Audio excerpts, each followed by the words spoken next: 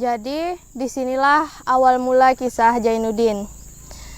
Setelah lahirnya Jainuddin tadi kawan-kawan, ternyata ibunya Daeng Habibah ini meninggal dunia. Dan setelah ibunya meninggal dunia, tidak lama kemudian ayahnya pun Pendekar Sutan juga meninggal dunia. Dari saat itulah Jainuddin ini diurus oleh Mak Bae, yakni orang terdekatnya dari mendiang ayah dan ibunya. Salam semua, apa kabar kalian semua? Dalam kesempatan hari ini, di pagi yang cerah pun, hari ini juga kami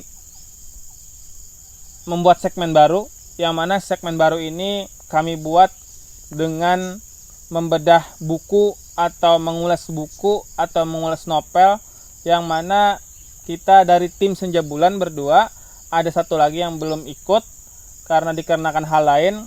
Untuk lebih jelas, kita perkenalan dulu kepada tim Senja Bulan pada hari ini. Silakan siapa namanya? Perkenalkan, nama saya Angelique, saya salah satu tim dari Senja Bulan. Kali ini kami akan men-tag video dengan segmen baru, yaitu membedah buku. Jadi hari ini bintang tamunya dari tim Senja Bulan sendiri. Seperti itu. Kita dari tim Senja Bulan ini mempunyai dua segmen, yang mana insya Allah segmen pertama itu tentang kawan cerita ya, dan yang kedua adalah segmen mengulas buku. Nah, untuk hari ini buku apa rencana yang pengen diulas? Kami hari ini akan mengulas buku Terusir, novel karya Buya Hamka. Insya Allah kami juga akan membahas sedikit tentang hal-hal yang mana di novel ini berhubungan dengan Islam, seperti itu.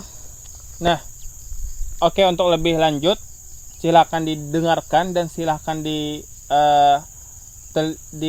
kilas balik atau diteliti. Mudah-mudahan konten bedah atau ulas novel ini menambah wawasan kalian untuk lebih bisa membuka dan bisa membicarakan tentang hal-hal penting dalam novel. Bismillahirrahmanirrahim. Jadi di sini saya akan mulai mengulas novel Terusir karya Buya Hamka. Mungkin langsung saja. Setelah membaca novel ini, sebelumnya saya akan menceritakan sedikit tentang novel Terusir ini. Novel Terusir ini adalah karya dari Buya Hamka yang memiliki nama lengkap Haji Abdul Karim Amrullah. Novel ini diterbitkan pada tahun 1936, yang mana awalnya novel ini sendiri adalah karya cerita bersambung di dalam majalah Pedoman Masyarakat, yang mana kebetulan Buya Hamka adalah pimpinan redaksi di majalah tersebut. Jadi novel ini mengangkat latar belakang tanah Minangkabau, tanah asal Buya Hamka sendiri, yang mana juga membahas tentang adat istiadat, tentang pembagian harta warisan, pernikahan, serta nikah paksa.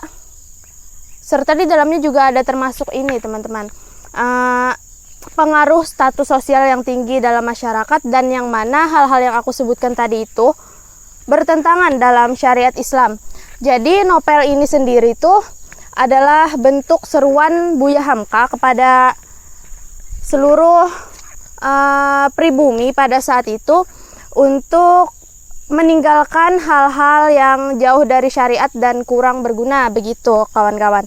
Langsung saja aku ceritakan tentang isi dari novel ini. Novel ini awalnya berkisah tentang seorang pemuda yang bernama Pendekar Sutan, yang mana Pendekar Sutan ini adalah pewaris tunggal harta warisan dari ibunya. Tapi dalam adat Minangkabau sendiri, harta warisan itu harusnya diturunkan kepada saudara perempuan. Karena Pendekar Sutan ini adalah anak tunggal, jadi harta warisan ibunya itu diurus oleh saudara ibunya, mamanya kalau dalam bahasa Minangkabau itu. Nah, ternyata dalam pengurusan harta warisan oleh mamanya atau pamannya, saudara ibunya Pendekar Sultan ini, harta warisan itu disalahgunakan. Dan ketika Pendekar Sultan ini ingin menggunakan hartanya, malah terjadi pertikaian. Ternyata kawan-kawan, pertikaian itu malah berujung kepada perkelahian dan meninggalnya mamanya tadi, pamannya dari Pendekar Sultan. Karena hal itu, Pendekar Sultan ini akhirnya diusir dan dihukum, diterbangkan ke Cilacap. Kenapa jadi diterbangkan? Akhirnya Pendekar Sultan ini dihukum, lalu dikirim ke Cilacap untuk dihukum penjara selama 12 tahun. Tapi karena satu dan dua hal, Pendekar Sultan ini dibebaskan, dan ketika masa pembebasannya itu ia berangkat ke Makassar untuk merantau. Ketika merantau di Makassar, ternyata Pendekar Sultan ini bertemu dengan seorang perempuan yang bernama Daeng Habibah. Dengan Daeng Habibah inilah Pendekar Sultan akhirnya menikah dan memiliki seorang anak bernama Jainuddin.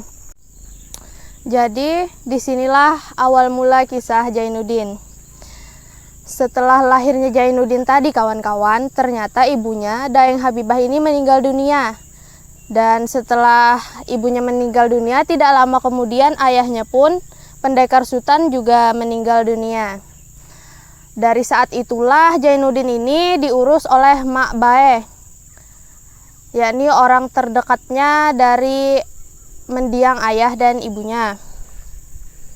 Nah, dalam perjalanan hidupnya, Jainuddin ini semasa muda dididik dengan syariat-syariat Islam seperti itu, menjadi orang yang pandai lah istilahnya pada saat itu. Dan itulah yang menjadikan Jainuddin ini menjadi pemuda yang memiliki budi pekerti yang bagus dan akhlak yang bagus seperti itu. Setelah usia 19 tahun, Jainuddin akhirnya memutuskan untuk kembali pulang ke tanah kelahiran ayahnya, ke Minangkabau. Tapi setelah sampai di sana, ternyata Jainuddin malah mendapat perlakuan yang tidak baik dari keluarga ayahnya. Yang mana pada zaman itu Minangkabau ini menganut sistem multilinear kalau nggak salah ya.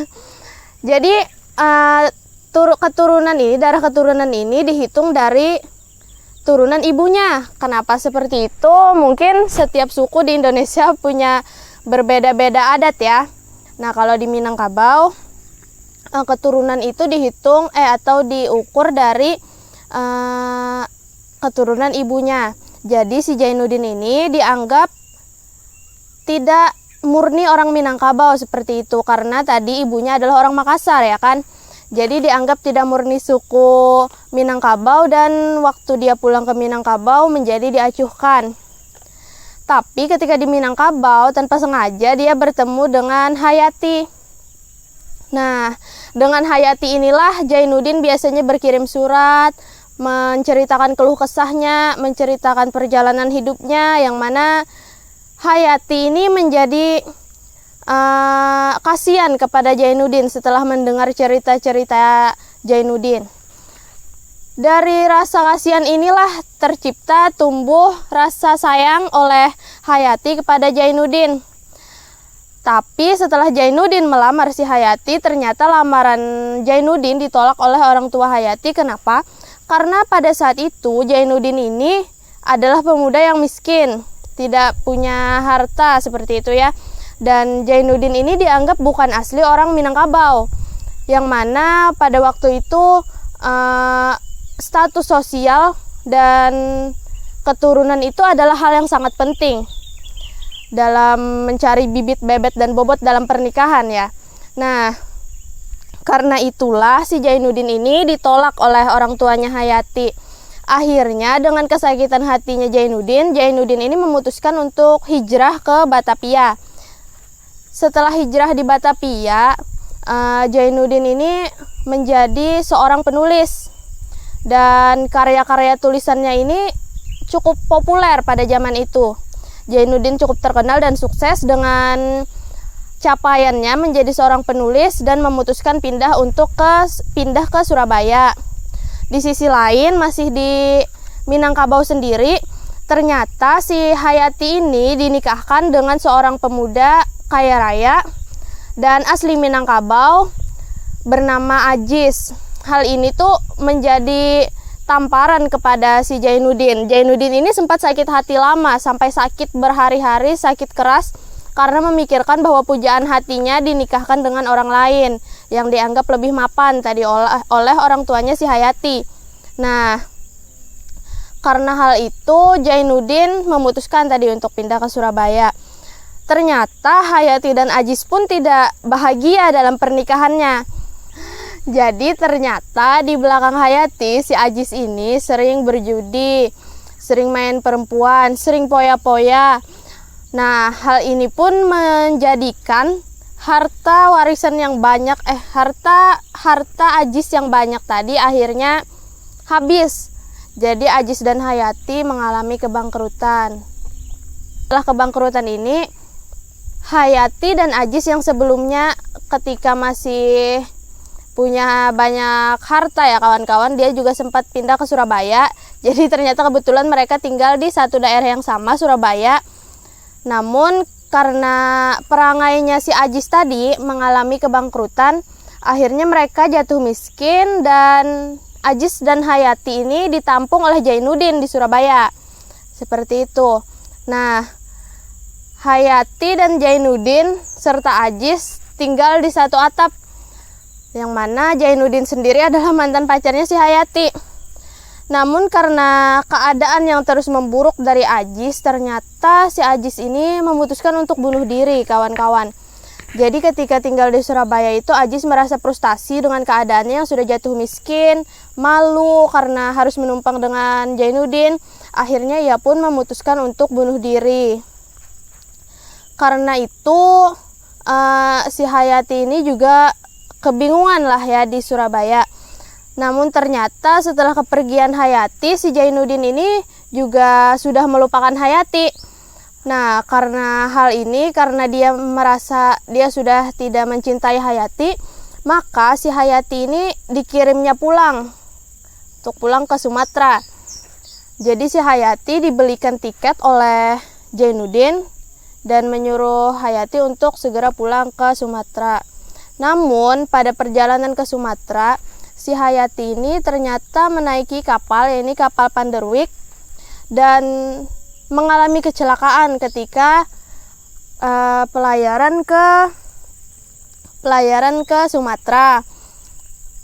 Jainuddin yang mendengar kabar ini tuh panik lah ya. Walaupun sudah tidak ada rasa kepada Hayati, tapi ya pasti panik ketika mendengar bahwa kapal yang ditumpangi Hayati ini mengalami kecelakaan.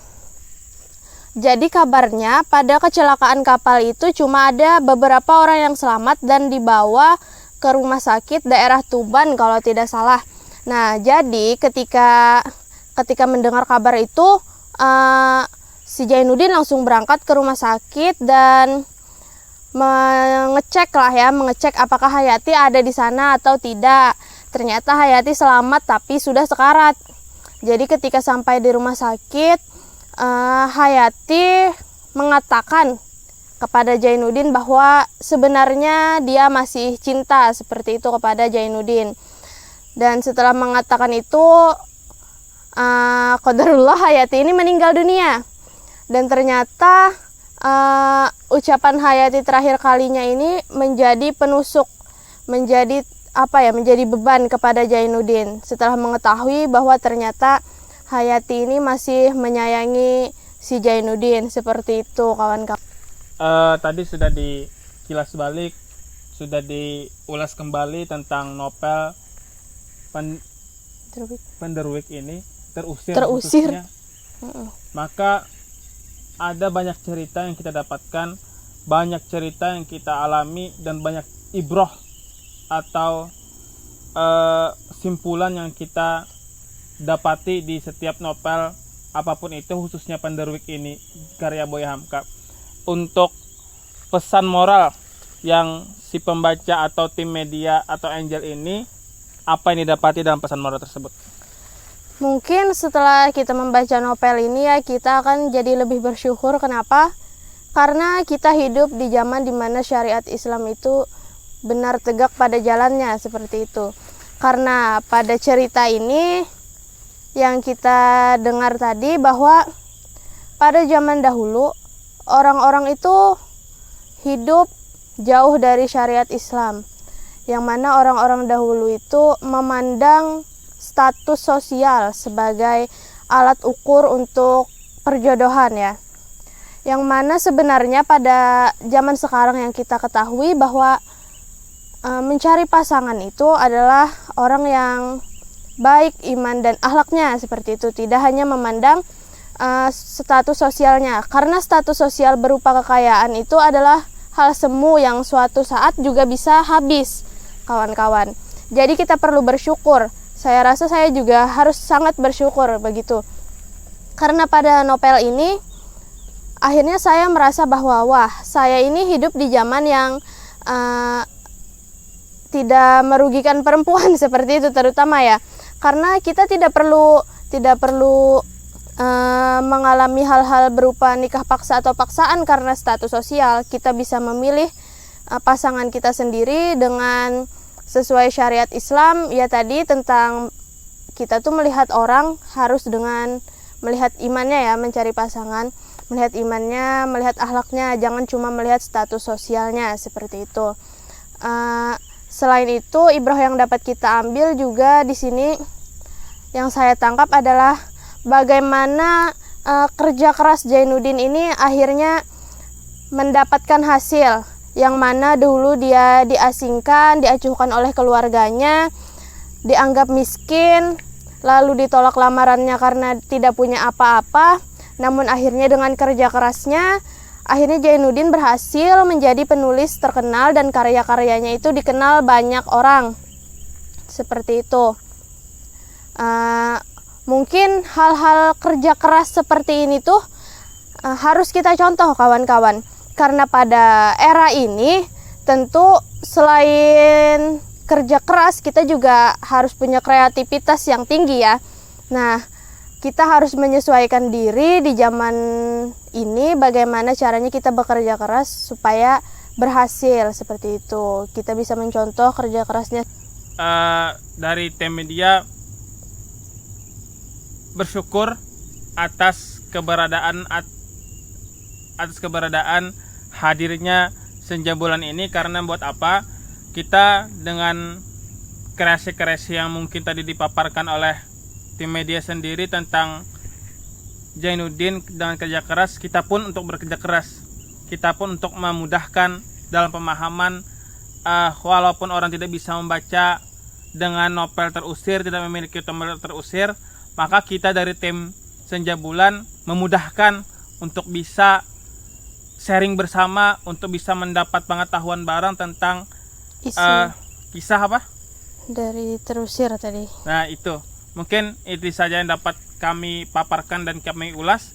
Mudah-mudahan kalian bisa mengambil sebuah tatanan hidup di dalam novel terusir ini. Terima kasih.